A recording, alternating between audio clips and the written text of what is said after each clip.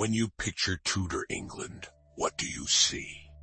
Henry VIII and Boleyn palaces, armored Tudor nobles. But there is a part of Tudor England that has often been left out of the popular picture. Black people lived in England during the Tudor period, and some of their stories survive in the historical record. One of them was John Blanke. John Blanke was a black trumpeter who served at the court of Henry VIII. He appears in records from the early 16th century, including the magnificent Westminster Tournament Roll. The roll depicts musicians and participants at a great tournament held in Westminster in 1511, and among those musicians is John Blanke. His story becomes even more remarkable. Records indicate that Blanke married in London, and Henry VIII paid for clothing for his wedding. These aren't legends. They are traces left behind in historical records.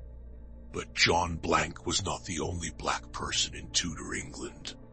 Historical research has identified Africans living and working in England during the Tudor and early Stuart periods. They worked in different occupations. They lived in London and elsewhere. They were baptized. They married. They worked. They were paid, and they left evidence behind. One of the most fascinating examples is Reasonable Blackman. He was an African silk weaver living in Southwark during the reign of Elizabeth I. His surviving records provide evidence of an African craftsman working in London's textile trade. Then there was Mary Phyllis. She was born in Morocco and came to London as a young woman. Historical records show that she worked as a domestic servant before becoming a seamstress and eventually a businesswoman. These stories challenge the simplified image of Tudor England that many of us grew up with. History is rarely as simple as the pictures we inherit, and that's the important lesson.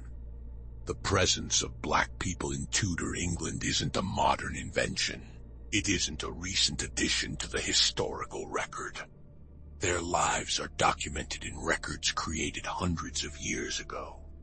The problem is that ordinary people's stories can disappear from popular memory. Kings leave portraits, queens leave palaces, wars leave battlefields. But a person who worked, married, raised a family, and lived an ordinary life can leave behind only a handful of documents. Sometimes those documents survive for centuries before someone puts the pieces together, and when they do, the picture of the past changes.